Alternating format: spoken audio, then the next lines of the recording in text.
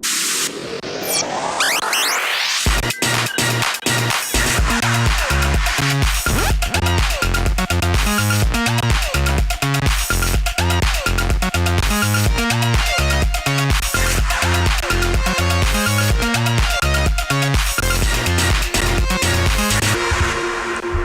avez l'estomac qui grince et les papilles qui s'agitent, c'est qu'il est l'heure de Qu'est-ce qu'on food? Et aujourd'hui, on va se régaler à Paris avec des smoothies, avec du vin aussi. Avec des burgers. Avec des burgers. Burgers dans le 9e. On va déguster les tartines parce que c'est l'été et l'été c'est l'apéro. C'est purée, les tartines sans gluten aussi. Sans gluten, c'est bien. Et puis on va faire une spéciale vin d'été avec des vins qui vont avec les barbecues, des vins qui vont à l'apéro, des vins qui vont avec les poissons. Donc voilà, plein de vins fruités, de vins frais. Et puis après, quelques événements sympathiques. Je crois quelques événements sympathiques. Ça food truck. Ça food truck à mort en ce moment. Et on se retrouve dans un instant pour parler restaurant justement.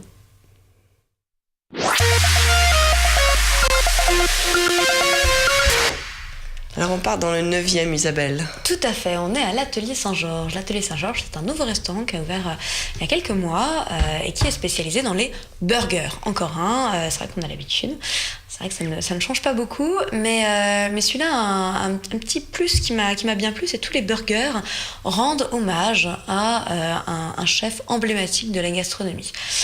Donc on a Monsieur Georges pour le chef Georges Blanc, on a Monsieur Gaston pour Gaston le Nôtre. Donc voilà, tout un petit côté comme ça, gastronomie française traditionnelle. On a aussi Monsieur Paul pour Paul Bocuse évidemment. C'est marrant d'avoir revu les burgers alors que c'est pas forcément justement la cuisine traditionnelle de ces grands chefs. Ah, c'est vraiment la volonté des propriétaires de faire ça. Donc du coup avec des recettes assez travaillées. Hein. Par exemple le Monsieur Georges va être au poulet haché au couteau, champignons à la crème et échalotes, carottes, salade romaine. Et le Monsieur Gaston, bœuf haché au couteau, camembert, pommes granny sautées, roquettes et pignons de pain. Rien que ça. Donc c'est des recettes assez évoluées. Donc on peut voir quelques petites photos des burgers qui sont, en plus ils sont assez rigolos. Il y a des dessins sur les buns. Alors là, on voit les entrées. Très, très, très gourmand, les entrées. Ça, c'est mozzarella pané. Avec du pesto, non? Exactement. Un pesto maison à côté, bien parmesan, absolument divin. Quand on trempe la grosse, hein, c'est assez généreux. Oui, ça a l'air. Une grosse galette de mozzarella pané dans le pesto. Waouh, c'est fort en goût et c'est super, super gourmand. Puis il y a aussi des petits oignons avec le petit ketchup maison. Ce que j'ai trouvé sympa, c'est que souvent c'est assez gras et assez lourd. Et là, en fait, c'est très léger, c'est très croustillant, avec l'oignon rouge, avec un goût un peu sucré. Puis le petit ketchup maison, on trempouille dedans. Donc ça, c'est vraiment des entrées sympas. Puis quand on part sur les burgers derrière, donc voilà, ils ont ce petit logo qui est en fait le logo. Ah oui, en plus ils sont estampillés. C'est exactement, marrant, le logo de l'Atelier Saint-Georges. Je trouve ça chouette. Et alors on voit les frites qui sont à côté, qui sont juste complètement régressives puisqu'elles sont avec de la feta dessus, feta râpée. Bon, c'est sympa quand elles font, mais si elles sont quand les frites sont un peu tièdes, ça fond pas trop. Bon, voilà. Mais ils ont aussi des frites de patates douces. Et alors là, par contre, je les recommande. Frites. C'est un vrai bonheur. Absolument parfaites. On les voit sur l'autre photo là derrière. Petite orange, elles sont mais fondantes, juste qu'il faut d'épices et waouh, c'est une tuerie. Donc on va écouter les deux propriétaires de l'Atelier Saint-Georges qui viennent donc de lancer ça. C'est une reconversion, ils n'étaient pas du tout dans le burger avant, c'est deux jeunes sympathiques et donc ils nous expliquent pourquoi ils ont fait ce concept et comment ils se démarquent avec leur burger avec des noms gastronomiques. Nous sommes deux jeunes trentenaires, je suis Éloi et mon associé Xavier. On a décidé on travaillait dans la finance et on a décidé de quitter ce milieu pour ouvrir un restaurant. C'est un milieu qui nous a toujours attirés et on a toujours aimé la gastronomie à travers des cours de cuisine ou autres. On a décidé d'ouvrir un restaurant de burgers parce que d'une, on adore ça. De deux, on a tous les deux à des moments de notre vie vécu à Londres où ce concept de restaurant spécialisé dans le burger qui sont pas vraiment des fast-food existe déjà depuis longtemps et c'est un concept qui nous a beaucoup plu et qu'on voulait développer à Paris. Alors les burgers portent des noms sympas, est-ce que vous pouvez nous expliquer un petit peu d'où ils viennent ? Bien sûr. Alors nous, l'idée de nos burgers, c'était de les, en quelque sorte, franciser, en travaillant à partir du terroir français et de produits français, pour arriver à un burger qui soit à la fois représentatif de la cuisine française, mais qui a évidemment l'héritage anglo-saxon du hamburger de par sa forme et de par la façon dont c'est cuisiné. Donc tous les burgers à notre carte s'appellent des monsieur, avec un prénom accolé, et ces prénoms sont des petits clins d'œil à des chefs français. Par exemple, nous avons un burger qui s'appelle le Monsieur Gaston, qui a un petit clin d'œil à Gaston Lenôtre, qui est normand, et c'est donc un hamburger qui est cuisiné à partir de camembert et de pommes granny sautées au beurre. Donc c'est le terroir normand par excellence. On a aussi le Monsieur Paul, qui est lui façon un petit peu Rossini, donc c'est du bœuf et une escalope de foie gras poêlé, en hommage à Paul Bocuse et son célèbre tourne-dos Rossini. Alors à la carte, j'ai vu qu'il y avait des burgers au poulet. Il y en a deux. Alors, est-ce que vous pouvez m'expliquer un petit peu comment ils sont cuisinés pour réussir à les garder tendres et moelleux? Oui, alors effectivement, on a 2 burgers au poulet à la carte. Pour nous, c'était important parce qu'un burger au bœuf, c'est très bien et c'est très bon, mais on adore aussi les burgers au poulet. Et souvent, c'est une escalope de poulet pané ou juste un filet de poulet qui est saisi. Nous, on voulait pas ça, on voulait garder quelque chose qui soit tendre et qui soit juteux. Du coup, bon, déjà, on a un poulet fermier qui est à la base très tendre, et ça, c'est important. Si c'est un poulet de mauvaise qualité, on peut pas le travailler. Et en plus, on a une façon de le préparer qui est un petit peu spécifique. Il est haché au couteau, comme notre bœuf d'ailleurs. Il est ensuite préparé avec du sel, du poivre, des assaisonnements, et il est longuement malaxé pour justement d'abord qu'il soit assaisonné de façon uniforme et que à la cuisson ils ne durcissent pas, ils ne deviennent pas tout secs. Donc au final, on a comme un steak de poulet dans le hamburger, mais qui a toute sa tendreté et du coup, ça fait un super burger au poulet. Ça donne faim tout ça. Exactement. Donc c'est l'atelier Saint-Georges. C'est 16 rue Henri Meunier dans le 9e. Et le burger au déjeuner, il y a un petit menu qui est à 16 €. Le burger seul, c'est 12 €. Donc voilà, il faut y aller et découvrir ces burgers qui font hommage aux grands noms de la gastronomie. C'est assez marrant parce qu'il y a un autre endroit de burger qui a ouvert dans le 17e qui s'appelle Apéroc, qu'on aura l'occasion de découvrir il y a pas très longtemps. Et justement sur cette thématique d'ouvrir des burgers autour du concept, là on est dans le monde du rock'n'roll avec la tendance américaine, donc on verra ça prochainement. Exactement. Exactement. On quitte la partie resto pour faire une mini pause et se retrouver sur la partie placard. À tout de suite.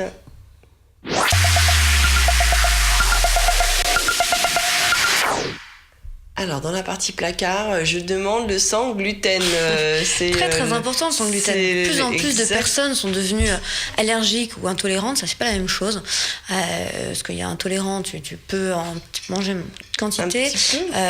Allergique, c'est vraiment très grave. Il faut absolument plus en consommer. Et beaucoup de chefs sont en train de repenser leur gastronomie. Et puis pareil dans la grande distrib, du coup, pour faire des choses sans gluten. Du pain sans gluten et puis des apéros sans gluten. Des apéros sans gluten. Et donc, du coup, c'est chez Émile Noël qu'on a sorti ça. Vous savez, les fameuses cracottes qu'on avait quand on était enfant. Ils ont repris ce concept en fait en sortant 4 types de tartines en fait. Donc des tartines bio. Donc il y en a au lin, il y en a... Moi j'en ai à la courge. Il y en a au lin, il y en a à la courge. Il y en a Merci aussi, Mathilde. Il y en a au sésame. Comme par hasard, je me récupère celle à la courge. Au sésame, au lin et aux noix. Voilà, et l'idée en fait c'est que ça a été élevé.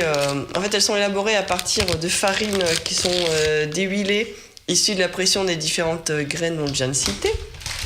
Elles sont sans gluten, elles sont riches en fibres et pauvres en graisse, avec seulement 17 calories par tartine. Bon bah je vais pouvoir en manger plein alors. Exactement.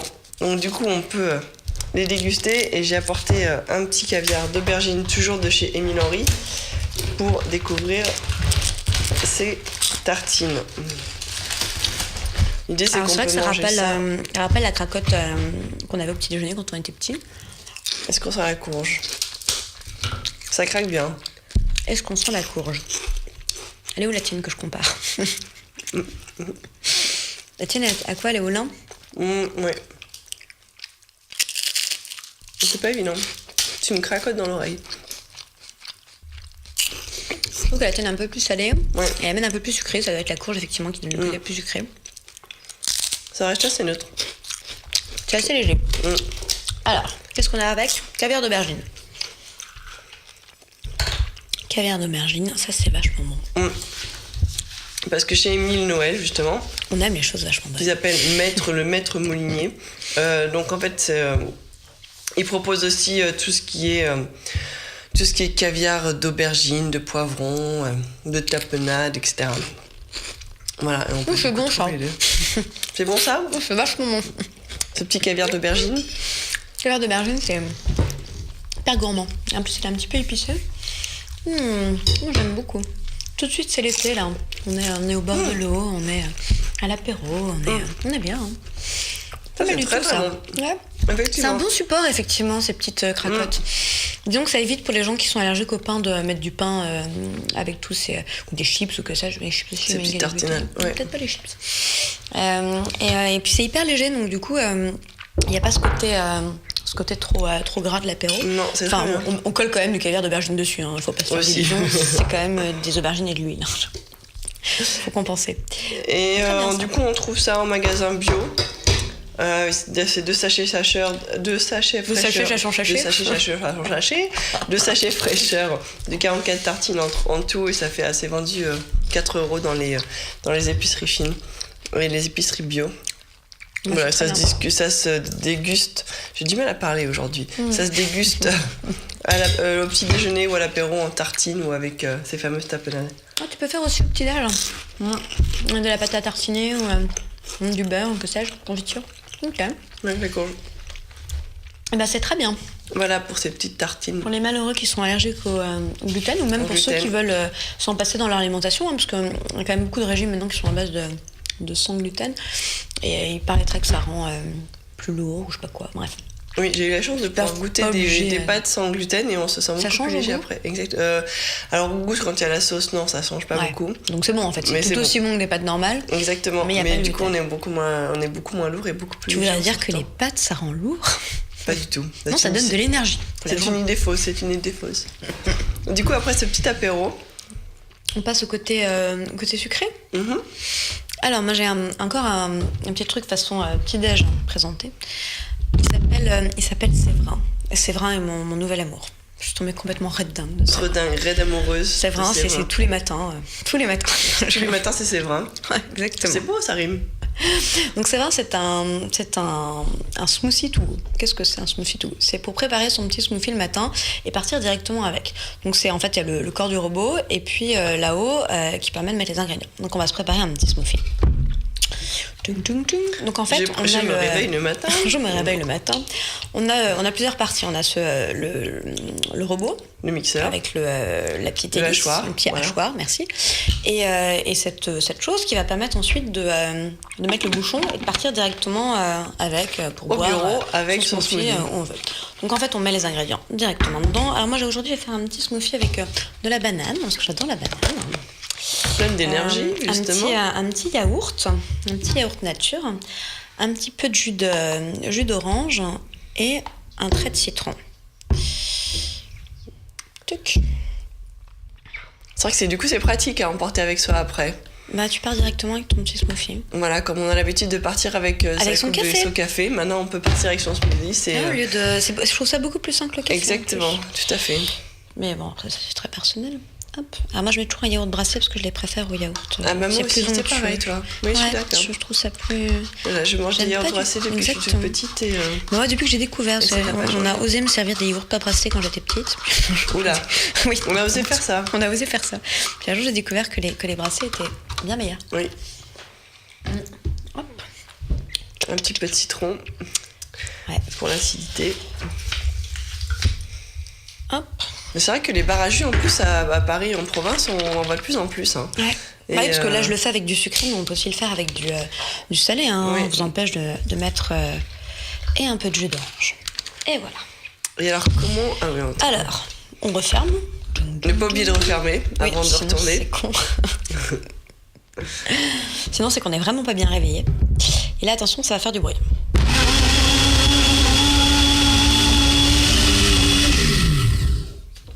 Magnifique. Je refais un petit coup. Parce que j'ai des amis qui sont restés au fond.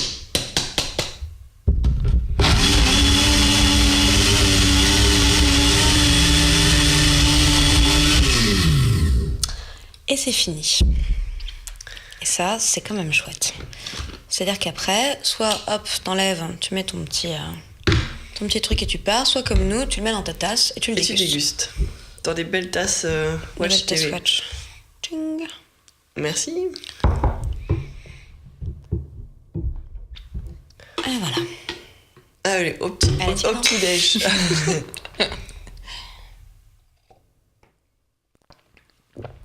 J'adore.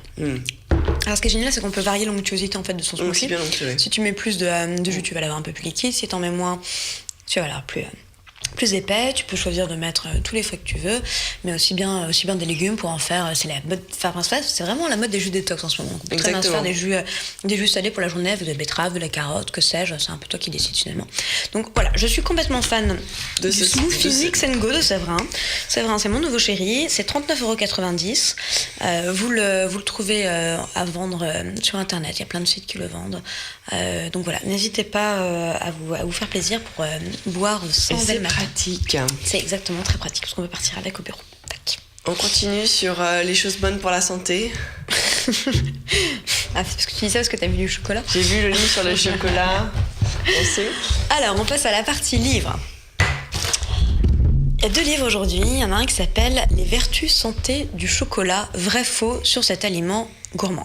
Le docteur Hervé Robert s'est penché sur le chocolat et en fait ça donne un bouquin assez complexe et assez complet avec beaucoup de termes techniques et de tableaux, de chiffres. Bon, alors moi c'est vrai que tout le côté un peu santé, médecin chimique du produit, bon, avec les glucides, etc., le rôle des glucides. Bon, disons qu'il a décortiqué le chocolat. Voilà, vraiment, il a décortiqué, tout à fait. C'est moins ce qui m'a fait vibrer.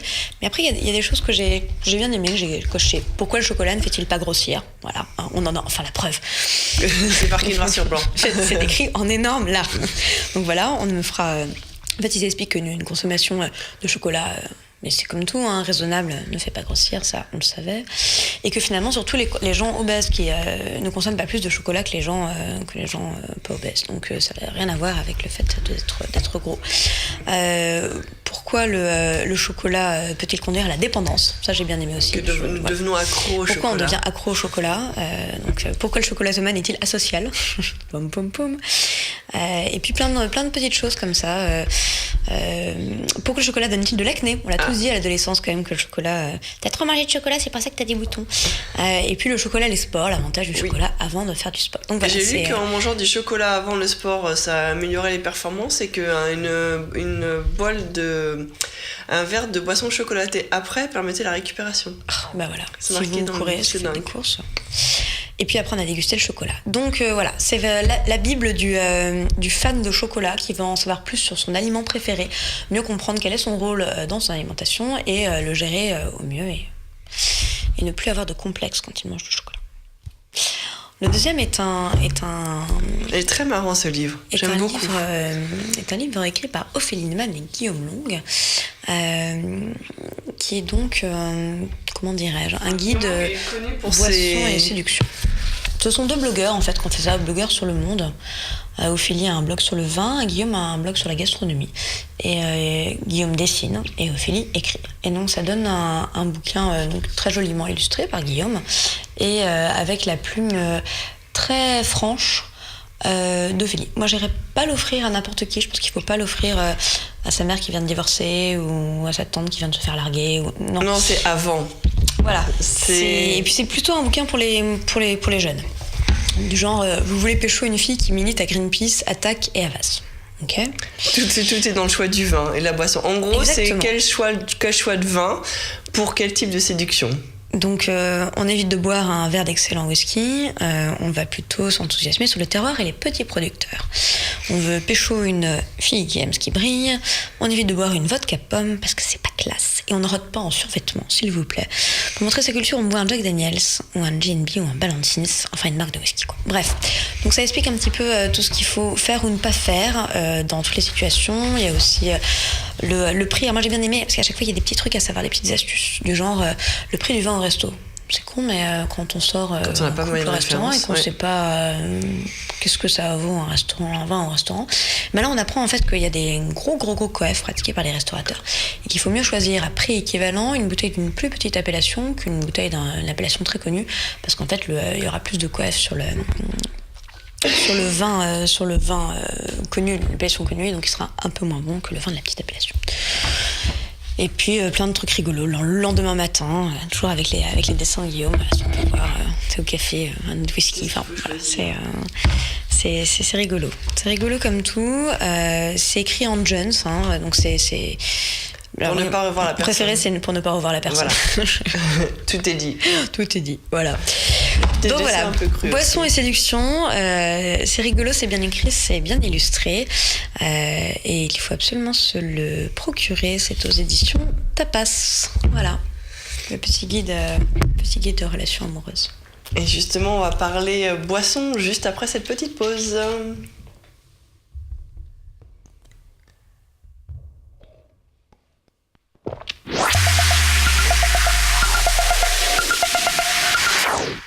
Alors justement, on vient de la voir. On vient de voir une bière. Une marque qui vous parle sûrement beaucoup. Tu la connais, toi, Mathilde? Kirin, qui est donc la bière japonaise. Et en fait, à l'occasion du printemps, ils l'ont joliment décorée aux couleurs du printemps. Kirin. On m'a dit Kirin dans le micro, avec des fleurs de cerisier. Ils l'ont baptisé Sakura, comme les fleurs de cerisier. Comme la chanson.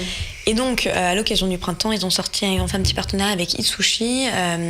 Et on a reçu ce bento, mais on ne va pas vous le présenter en live. On a dû faire le tournage séparément, mais on a évidemment enregistré la dégustation. Et donc, on va pouvoir présenter ce partenariat. Regarde tout de suite la vidéo. Alors aujourd'hui, on part au Japon avec une bière que les amateurs de bière et de Japon connaissent bien, c'est la Kirin. Donc c'est une bière qui est 100% malt d'orge, une bière blonde qui est assez douce, qui n'a pas trop d'amertume, qui est assez fruitée et qu'on apprécie particulièrement avec les mets raffinés japonais. Et donc pour le printemps, à cette occasion, comme c'est une période importante au Japon, avec la floraison des cerisiers, Kirin a décoré sa canette, l'habillée de petites fleurs de cerisier rose. C'est tout joli, c'est tout frais et ça permet de commencer l'arrivée des beaux jours avec le sourire. Et à cette occasion, Kirin s'est associé avec Itsushi pour proposer un accord avec un bento qui est là, qui est tout mignon, tout rose avec son petit emballage. Ça arrive comme ça là, adorable. Parce qu'en fait, à cette époque, les Japonais ont pris l'habitude d'aller pique-niquer en famille donc à l'ombre des cerisiers avec des bento et de partager un moment comme ça pour célébrer l'arrivée du printemps. Et donc pour rendre honneur à cette période, donc Kirin a sorti cette bière avec le bento d'Itsushi. Donc on va découvrir un peu l'accord. Donc le bento arrive comme ça dans cette petite enveloppe rose et donc on défait le petit nœud tout mignon.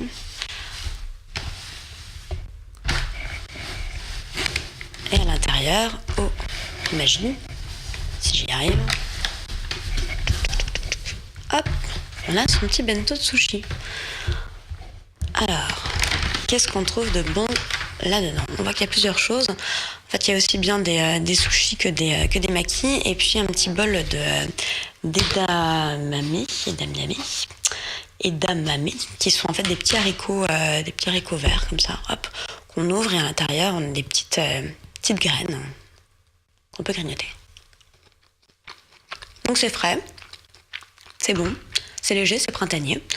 Dans le bento, qu'est-ce qu'on trouve? On trouve du saumon, de la crevette et de la carotte. Je sais pas où est la carotte, apparemment il y a de la carotte. Et donc, l'intérêt bien évidemment, c'est de le déguster avec la bière, ce qu'on ne va pas faire aujourd'hui car l'alcool est à consommer avec modération, ne l'oublions pas. Mais on va pouvoir goûter les sushis. Donc on va commencer avec un petit sushi, allez hop, saumon fromage, qu'on trempe dans un peu de sauce soja. Hop, un petit peu.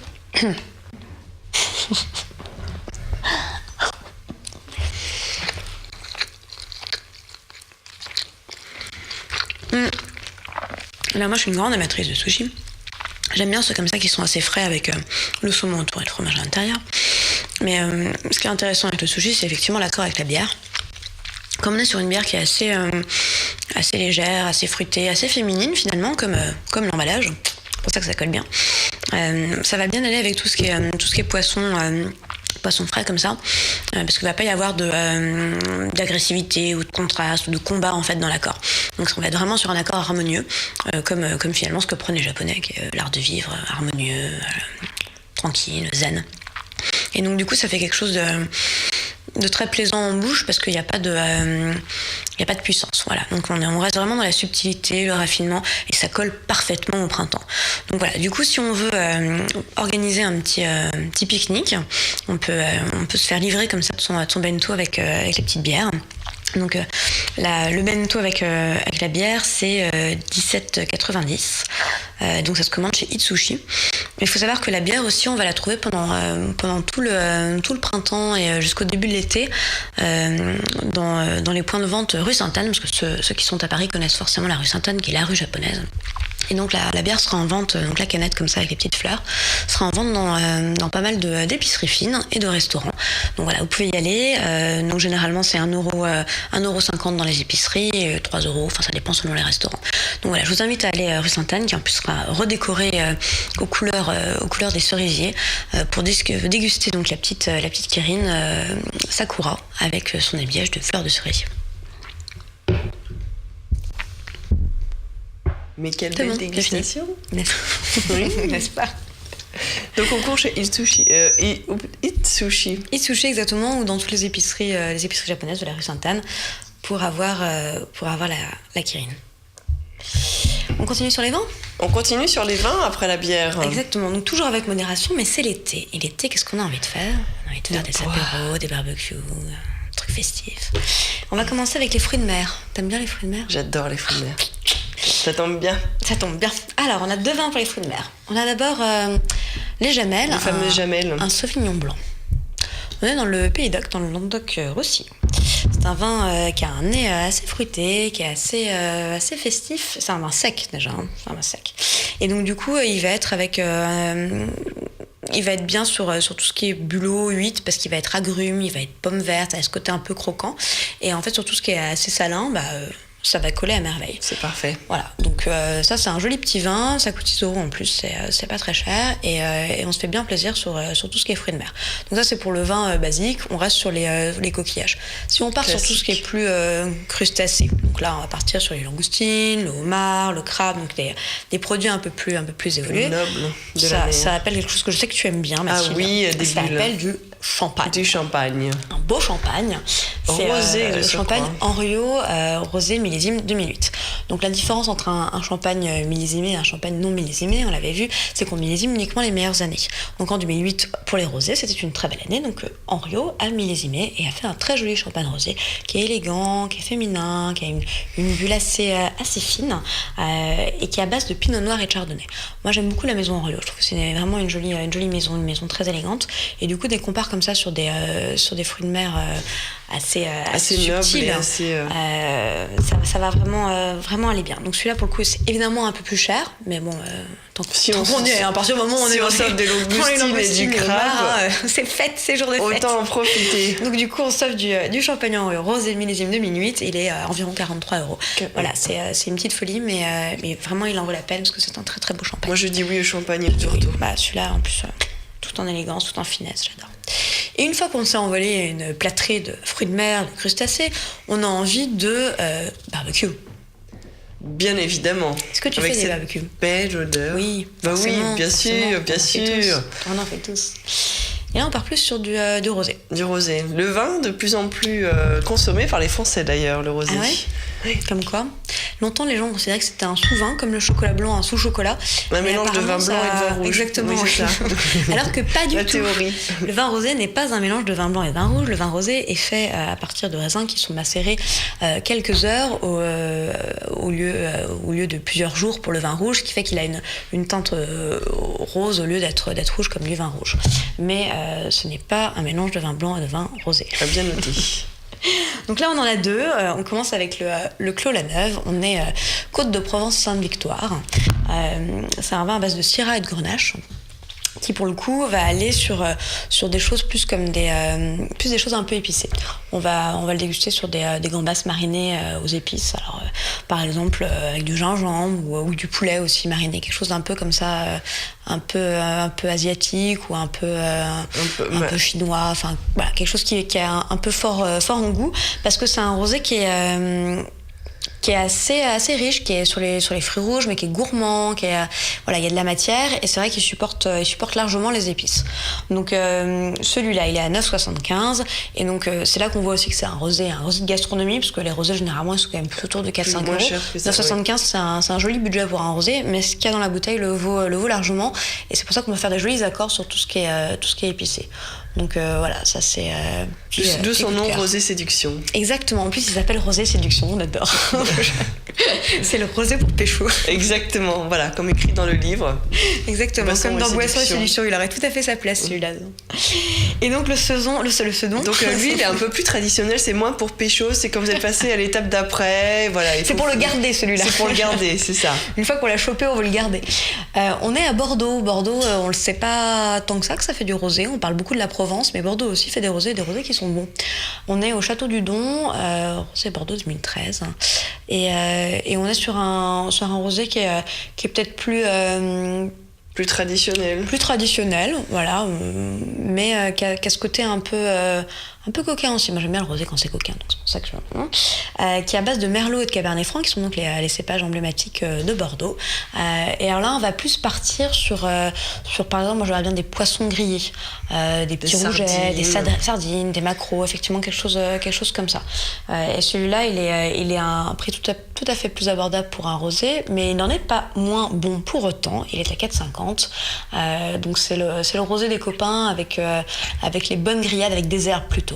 On était sur les épices avant, celui-là il accompagnera bien les herbes. Tu l'entends, le chant des cigales? Oh oui, on l'entend. Voilà, c'est ça. Et puis à mon avis ça pourrait aussi bien aller avec tes petites tartines et l'aubergine. Alors peut-être plus sur celui-là avec l'aubergine, parce qu'il y a des épices. Parce qu'elle c'est assez forte, ouais. Et celui-là il y a un peu plus de matière, mais ça serait chouette aussi. À tester pour la prochaine fois et à consommer avec modération. Ah bien sûr. Toujours avec modération. Toujours. Mais c'est 4 jolies cuvées pour se faire plaisir. Voilà, pour cet été, et on se retrouve pour la dernière partie de tout ce qui est à voir en termes d'événements et d'agenda à suivre.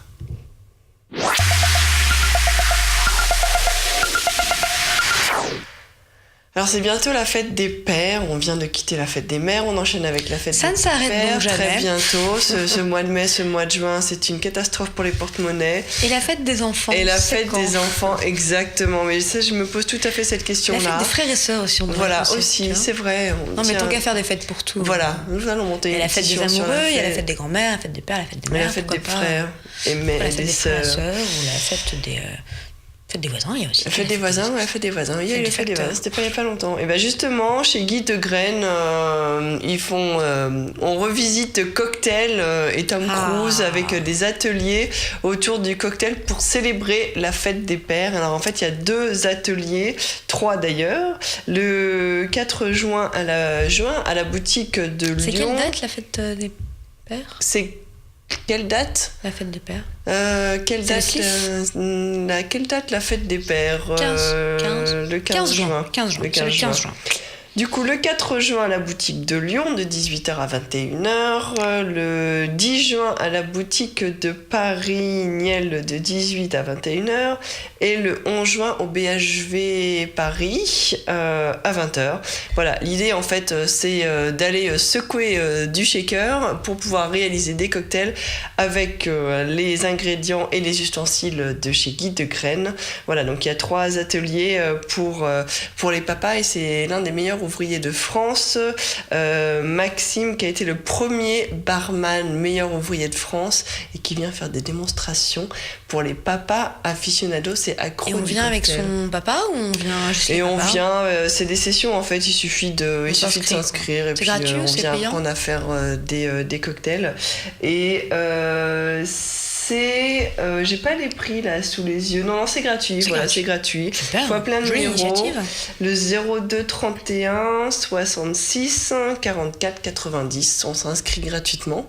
Et ensuite, on peut J'ai aller, toujours rêvé de savoir faire des cocktails. faire des cocktails. Voilà, exactement. Je fais des smoothies en attendant. Voilà, Pas donc mal non le plus.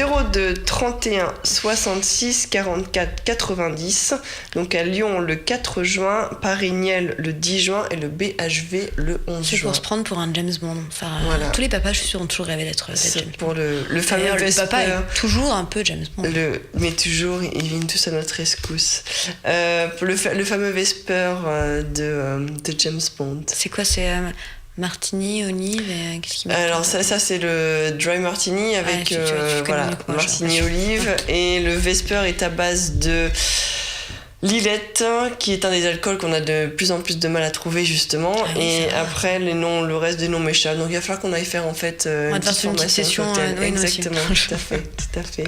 Voilà pour la partie fête des pères. Si vous ne savez pas quoi offrir à votre papa, vous pouvez l'inscrire gratuitement en parlant de plus, cadeau. c'est un beau cadeau Voilà, qui ne coûtera si- rien. Et on est cool quand même. Exactement. Autre événement qui lui dure un peu plus longtemps dans l'été, ce sont les food trucks. Les food trucks très à la mode en ce moment. On a un peu parfois du mal à les voir parce qu'ils sont dans des endroits qui ne correspondent pas forcément là où on habite ou là où on travaille. Et bien justement, les food trucks sortent de leur rue et se donnent tous rendez-vous à des lieux bien précis. C'est-à-dire, donc c'est surtout les Parisiens, les Marseillais qui vont être les plus chanceux, puisque ce Food Truck Tour, c'est un événement d'envergure nationale qui a été mis en place par Yves Candebord et l'association Street Food en Mouvement. J'attendais ta réaction, Yves Candebord, Isabelle. Masterchef, vous le connaissez donc forcément, mais surtout c'est un chef, un bon vivant, un homme généreux, qui a une cuisine très terroir, très cochonaille, j'adore. Voilà. Donc du coup, une nouvelle idole d'Isabelle, enfin une idole depuis longtemps d'Isabelle. J'allais faire le food truck, moi. Et l'idée en fait c'est de démocratiser cette fameuse cuisine de rue et de donner l'opportunité à tout le monde de pouvoir la découvrir. Donc les food trucks, pendant 3 mois en fait, ce sont les meilleurs camions ambulants de Paris qui ont été choisis. Donc qui vont être à Paris, gare de l'Est et Paris, gare de Lyon du 15, dès maintenant jusqu'au 12 juillet. Ensuite on enchaîne à Paris Saint-Lazare du 2 juin au 12 juillet toujours, et à Marseille du 15 juillet au 12 août. Alors on retrouve parmi ces food trucks lesquels les fameux food camions trucks qui fument, j'imagine, encore et toujours. Bien évidemment, le camion qui fume. Je n'y suis toujours pas allée. Moi non plus, figure-toi. C'est dingue. Moi non plus. À chaque fois que je vois la queue, ça me. Je vais peut-être aller faire la queue à Paris Saint-Lazare pour y aller, mais c'est un peu ça qui me fait peur. Ça prend des heures, ce truc. Donc quel fameux à midi pile, même avant, à 11h30, tu les vois, ils ont déjà commencé à faire la queue. Exactement, et puis on attend 1 heure pour un burger. En plus, attends, il y en a pour un burger, c'est quand même dérangeant. Donc bon, le camion qui fume, effectivement, qui a été le premier food truck à burger qui a été lancé par Christine Frédéric en 2011, pardon, le temps passe vite. Mais on retrouve également des food trucks bretons comme le Triscan. Sur des produits 100% bretons, notamment des crêpes et des galettes. On retrouve le Bretz Truck, qui est le tout premier exportateur de tradition bretonne. Est-ce qu'il y aura du kouign-amann? Donc probablement, il y a des plats cuisinés, il y a des snacks du terroir, il y a des crêpes de blé noir maison et le kouign-amann, je suis d'accord Isabelle, c'est une tuerie. Il y a le tuk-tuk. Qui est un camion de nouilles taille sans gluten. Ah, on y revient. Il y a le Big Apple qui, comme son nom l'indique, fait référence à New York. Ensuite, on a la caravane dorée de Adrien Doré, Benjamin Doré et Benoît Lépine, qui sont les cofondateurs et qui revisitent le sandwich de la traditionnelle baguette en passant par le pain italien, basque et américain. On a le rouge basilic sur des produits sains et bio, avec des gratins de légumes, avec des pâtes ou des pommes de terre, des bruschettas, des pizzas romaines, etc. On a le Our, qui est le roi du kebab chic, qui descend dans la rue avec ses kebabs. Vu ça aussi. Exactement. On a alors après le camion qui fume, on a le cabanon qui bouge. Génial, c'est autour des huîtres et de la mer. Oh, génial! Ah, voilà, je te disais que ça allait te plaire. Après, on a le Bud's Deli, qui est donc du coup dont le produit star est le pastrami. Pour aller se faire des burgers au pastrami. Des bagels au pastrami. Alors, on a le Potato Mobile McCain, qui, comme son nom l'indique, est autour des produits des pommes de terre de la marque que nous connaissons bien, garantie sans gluten. Toujours, encore, mais oui, c'est vraiment la tendance. Et le Maroc Street Food, donc c'est né du restaurateur Mustapha Kalis, qui offre du coup le meilleur de la cuisine marocaine dans son food truck. Alors moi je veux faire le Maroc, je veux faire le cabanon, je veux faire le pastrami, je veux faire et puis le breton. Et puis le breton. Voilà. Léger. Donc pour les dates, Paris-Est, Paris-Gare de l'Est et Gare de Lyon, il y a un petit site on retrouve sur le Food Truck Tour. Voilà, notre ami Google trouvera tout seul. Oui. Jusqu'au, du coup, Gare de Lyon et Gare de l'Est jusqu'au 12 juillet, Gare Saint-Lazare, du 2 juin au 12 juillet, et Gare de Marseille-Saint-Charles du 15 juillet au 12 août, donc ça laisse un peu le temps d'y aller. Oui, puis en plus on est à côté de 2 gares. Donc, exactement, donc c'est très bien pratique, c'est très pratique. On est bien là. Voilà, on est bien, on est pas mal. On est pas mal. Donc si vous prenez le train du coup c'est peut-être aussi ça le truc, si vous êtes en vacances et que vous partez de Est, Lyon ou Saint-Lazare, ou vous partez de Marseille, vous arrivez à Marseille, vous allez pouvoir goûter ces food trucks, parce que souvent on mange pas très bien dans les gares, et donc pour une fois prévoyez les horaires à l'heure du déjeuner, comme ça vous pourrez peut-être choper un produit du food truck pour manger dans le train. C'est plus sympa que le sandwich SNCF tout rikiki et très cher. Exactement, ou alors arriver un peu plus tôt avant la queue aussi, c'est une option. Gardez l'appétit jusqu'à 3h de l'après-midi quand vous arrivez en gare, c'est très bien. Ouais, c'est bien. Voilà, il y aura moins de monde. Pour une fois, vous ne regretterez pas. Exactement. Tu voulais nous parler d'un bar? Un bar un peu original, un peu foufou. Ça nous vient de Belgique. Ah, la Belgique, toujours ces idées un peu folles qu'on adore. Ils ont lancé le Wasbar. Wasar. Le Wasbar, qu'est-ce que c'est? Laver son linge et prendre un café. Alors je ne sais pas si tu fais partie de ces gens qui n'ont pas... On va se tromper. Faut pas renverser le café sur le linge. Ça serait bête. Enfin, avant qu'il se lave peut-être, mais... y a quand même beaucoup de gens en France, en tout cas en Belgique, mais en France aussi, qui n'ont pas de machine à laver chez eux et qui sont obligés d'aller dans un lavomatique. Lavomatique? Oui, lavomatique. Non, j'y vais pas souvent. J'ai une machine. Et si vous êtes déjà entré dans un lavomatique, moi je passe devant de temps en temps, il y a quand même rien de plus glauque et rien de plus déprimant. La lumière blafarde, le bruit des machines, tous ces gens qui traînent, la paire de chaussettes, la chaussette toute seule, le fameux syndrome des chaussettes seules. Et puis surtout on s'emmerde dans un lavomatique. Enfin, t'attends que ton linge se lave, ça dure quand même 1 heure. Alors tu peux partir, revenir, mais tu dois mettre le séchage, alors que tu reviens, machin, ou alors tu prends ton linge sec, tu le fais. Bon, c'est un peu, enfin ça prend du temps, donc on n'a jamais envie d'y aller. C'est vraiment une corvée. Je crois que c'est limite pire que payer les impôts, parce que les impôts encore tu peux payer sans un chèque pour 2 secondes ou par correspondance. Non, là t'es obligé de te déplacer au lavomatique, de perdre 1 heure de ton temps. Ça manque du digital, tout ça. Exactement, digital. Et donc c'est un peu rude. Alors du coup en Belgique ils ont eu une bonne idée d'en faire un lieu convivial et sympathique. Oui, c'est possible. On peut faire d'un lavomatique un lieu convivial et sympathique. Donc, c'est 2 jeunes entrepreneurs et ils ont appelé ça alors en Belgique, ça s'appelle les wasserettes, les lavomatiques. Et donc, du coup, ils ont fait le Wasbar. C'est qu'au lieu de passer des heures à s'emmerder, ils ont fait un Wasbar où on peut prendre un café, on peut travailler, il y a le wifi, on peut être avec des copains, on peut grignoter. Comme dans les nouveaux cafés, en fait. Exactement. Et ça, c'est vachement sympa. Donc, c'est Electrolux qui est partenaire de ce fameux Wasbar. Donc, du coup, ils mettent à disposition les machines à laver ainsi que les sèche-linges. Et ça ne coûte pas plus cher de faire sa machine que dans un autre lavomatique, c'est-à-dire 0,15 € la minute. Mais on paye son café quand même. On paye son café. Donc, du coup, on a une petite vidéo à vous passer. Alors, moi, ce que j'ai beaucoup aimé, c'est les noms rétro des machines. Elles s'appellent Eliane, Georges, Jacob, Germaine ou Philomène. Il manque Gertrude. Ouais, je trouve. Gaston pour Gaston. Donc, on va vous passer la petite vidéo qui vous explique un petit peu, qui montre un peu d'où est née l'idée.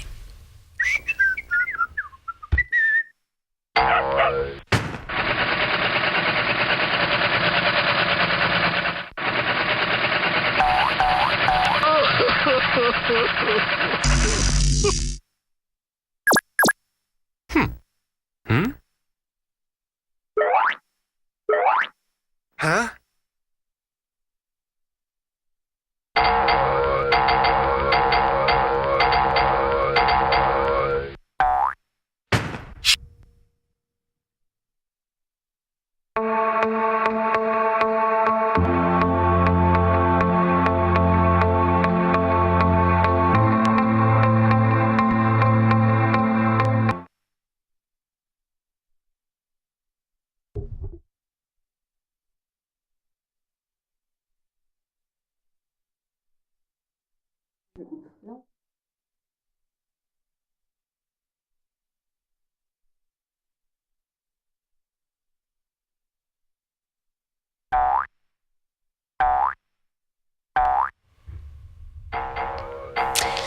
Donc voilà, on voit que c'est un concept qui s'est bien développé à travers un peu tout le pays. C'est sympa comme tout. Moi j'adore, je trouve ça beaucoup plus rigolo qu'un avomatique traditionnel. Et en plus, on voit que ça cartonne. Et ça cartonne. Avec les différentes revues de presse qu'ils ont obtenues. C'est une belle idée, ça. Et donc on aimerait bien que ça arrive en France. Mais oui, nous allons... on va lancer le truc. On va lancer le truc, voilà. Non, ne bougez plus, nous avons l'idée. C'est bon. C'est nous qu'on l'a vu d'abord. On s'en occupe. Je trouve ça très sympa. Donc voilà, j'aimerais bien un jour qu'on puisse laver son linge comme ça. Non pas laver son linge en famille, mais laver son linge en café. Exactement, et de façon sympathique. Et d'ailleurs, en parlant d'autres idées, la ville de Lyon... Lyon Tourisme, Lyon Tourisme et le Congrès ont eu l'idée de lancer une web-série. Alors je suis complètement fan de cette web-série qui est juste à mourir de rire. Si vous connaissez, comment s'appelle cette série sur la 6 qui était Caméra Café. Avec cette actrice, je ne sais plus le nom, je vais essayer de le retrouver, qui est très drôle, qui s'appelle Armel, voilà, qui est juste à mourir de rire. Et donc qui participe à cette web-série. Alors qu'est-ce que c'est le concept ? Lyon, capitale de la gastronomie, on le sait tous, voilà, sauf qu'ils sont quand même beaucoup battus pour le promouvoir, et donc ils ont fait cette web télé pour en fait le prouver avec un ton complètement décalé, pour montrer en quoi les recettes traditionnelles de la gastronomie lyonnaise sont vraiment emblématiques et incontournable. Et dans la scène gastronomique internationale. La Chef Factory, c'est une école fausse, qui n'existait pas. Essayez pas d'aller vous inscrire sur la Chef Factory parce que vous ne pourrez pas. Même si ça vous donne envie. Et donc c'est une école mythique de cuisine, voilà, où des chefs, mais qui pour le coup là sont des vrais chefs, devenus chefs étoilés ou producteurs de produits de renom, viennent expliquer leur secret de cuisine et leur coup de main. Donc ça donne un truc vraiment genre un peu entre Harry Potter et... Voilà, il faut voir. C'est complètement hallucinant. Et donc, je propose qu'on regarde un épisode ensemble de la Chef Factory. Vous allez pas être déçus par notre Armel complètement déjanté. Et puis, les tours de main, là, on va apprendre à faire une quenelle. Je sais pas si tu sais faire des quenelles, toi. Non, il y a un coup de main, en fait. Voilà. Ok, allons apprendre. On va découvrir ça.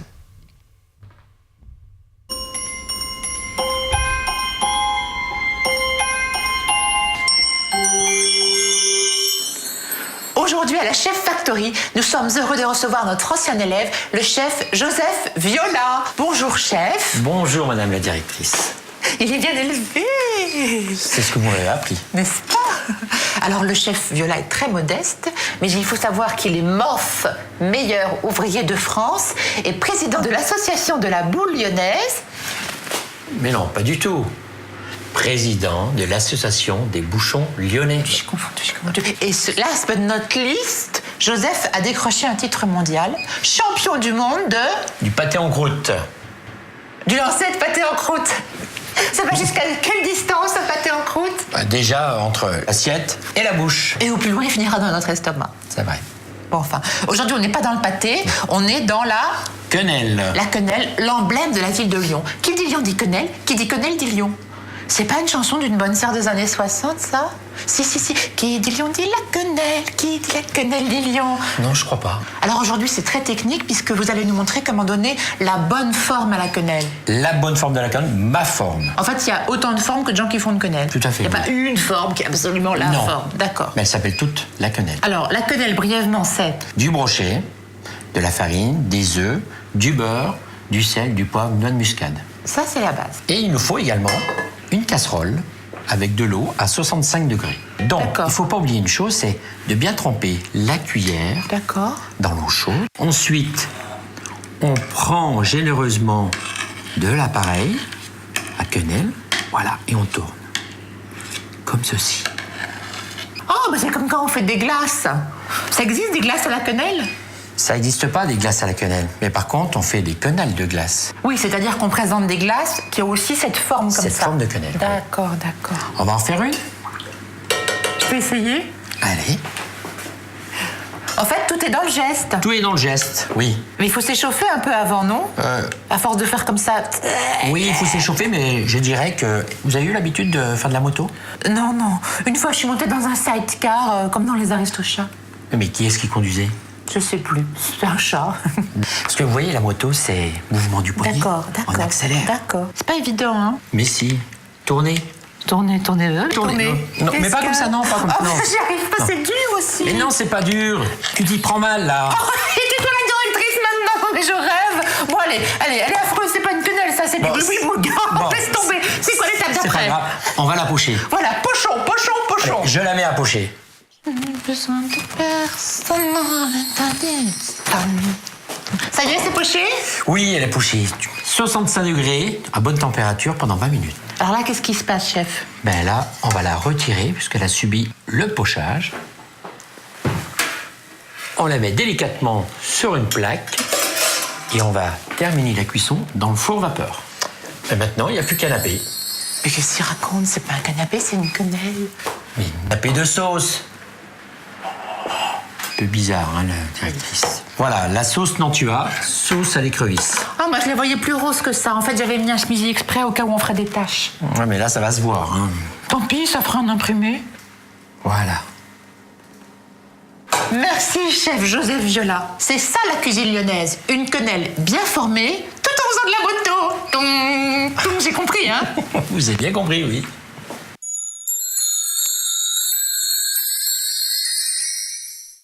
Joseph, vous êtes un mof sans toc. Oui, mais avec la médaille. Waouh! Bah, vous voyez, vous êtes un mof, mais moi je suis une milf. Une mille. Une milf, c'est une femme qui, sans être jeune, a su rester néanmoins attirante, sans pour autant se priver de quenelle.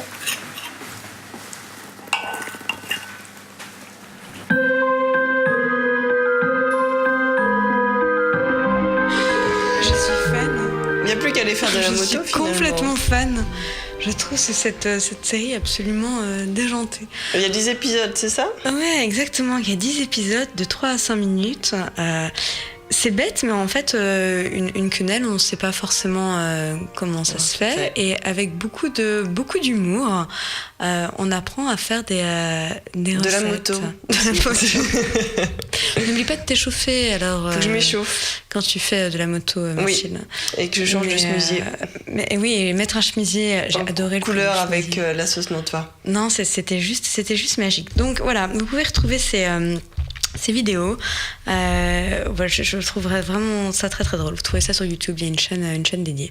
La Chef Factory. Si vous avez besoin de faire une petite pause Kit Kat humour dans la journée, Ça fait du bien. Ça fait du bien de rire un peu. Et on puis apprend en plus. Et puis ouais, on a l'air de rien maintenant. Je sais pas si tu savais faire des quenelles. Non, mais j'ai trouvé le coup de Alors, main. si vous allez à Lyon, j'espère que vous le ferez parce que cette ville en vaut vraiment la peine. Il y a à côté de la gare Pardieu les Halles Paul Bocuse. Oui, magnifique endroit d'ailleurs. Paul Bocuse. Et c'est juste le temple de la gastronomie. On n'a pas vraiment ça à Paris, en tout cas pas de cette façon. Et c'est juste incroyable. C'est-à-dire que c'est une halle couverte avec des dizaines et des dizaines de petits stands, de corners, un peu comme Gary Lafayette, vous voyez, mais que dédiés à la bouffe. Et où on peut aussi manger, c'est-à-dire que vous pouvez acheter et vous pouvez manger sur place. Et donc ils ont évidemment des kilos et des kilos de quenelles. Ça, il y a beaucoup de quenelles parce qu'elles se déclinent au brochet, mais aussi à la volaille. La dernière fois, j'en ai même trouvé aux champignons, enfin voilà, au morille. Donc ça se décline vraiment de plusieurs façons. Et puis ils ont d'autres spécialités comme le saucisson brioché. Ça, si vous connaissez c'est pas. une tuerie. C'est donc le saucisson lyonnais, qui est un gros saucisson rose qu'on cuit à l'eau et avec autour une brioche. Alors il peut se manger juste tout seul le saucisson, mais aussi avec la brioche qui doit avoir le côté moelleux. juste une tuerie. Puis ils ont aussi des fruits de mer, des saucissons évidemment, parce qu'il y a la fameuse rosette de Lyon, le Jésus aussi vient de là-bas. Donc beaucoup de charcuterie. Et des pralines aussi pour le côté sucré, les pralines de Lyon. Les pralines roses, tout à fait, qui font ces si jolies tartes aux pralines. Donc voilà, faut vraiment y aller. Moi à chaque fois que je vais à Lyon, j'essaie de passer. Il faut y aller l'estomac vide parce qu'on a vraiment envie de tout manger quand on va là-bas. Puis c'est bien présenté, c'est propre, c'est agréable. Ouais, c'est un très bel endroit. Oui, c'est un très bel endroit et il faut y aller les mains vides pour repartir les mains pleines. Et l'estomac plein et aussi. puis ensuite aller manger, déguster ça dans le grand parc de Lyon. Le Saint-Marcelin à la truffe. Alors ça, j'avais encore jamais vu pour le coup. Saint-Marcelin, c'est un fromage qui vient de la région, qui ouvre en deux et qui fourre de truffe. Mais alors là, si vous aimez la truffe, Isabelle n'existe plus. C'est encore mieux que j'adore tout ce qui est brie, truffé, etc. Mais alors là, le Saint-Marcelin à la truffe, waouh, je me suis fait la petite cuillère, c'était une tuerie totale. Voilà. Donc voilà, je recommande.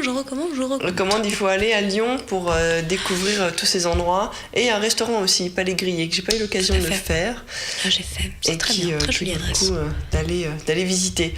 Voilà pour cette petite heure passée en votre délicieuse compagnie, avec de quoi aller se gaver la panse. Ouais, c'était le début de l'été, donc on a fait des burgers, on a fait plein de jolis vins, des tartinables à l'apéro, un peu de bière avec les sushis. Se désaltérer à la bière. Maintenant, vous n'avez plus que l'embarras du choix en fait sur comment célébrer le printemps. Est-ce que vous commencerez par un apéro? Est-ce que vous commencerez par des sushis avec une petite bière qui rime? Ou est-ce que vous irez directement faire un barbecue? Et tout ça dépendra bien évidemment du niveau de séduction dans lequel vous vous trouvez après la lecture du livre Boisson et Séduction. Qu'est-ce que vous aurez trouvé dans votre verre? Merci. Donc on se retrouve dans 15 jours. Effectivement dans quelques jours. Et puis d'ici là, on vous souhaite un bon appétit. Nous, on va aller préparer des choses très, très estivales autour de la Coupe du Monde. Mais on vous en dira plus très très bientôt parce que la Coupe du Monde va aussi se manger. Exactement. Et on vous donne rendez-vous en attendant sur @qu'est-ce-qu'on-food ou #qu'est-ce-qu'on-food pour continuer à nous poser des questions et nous suivre sur Twitter et les réseaux sociaux. Merci beaucoup et à très vite.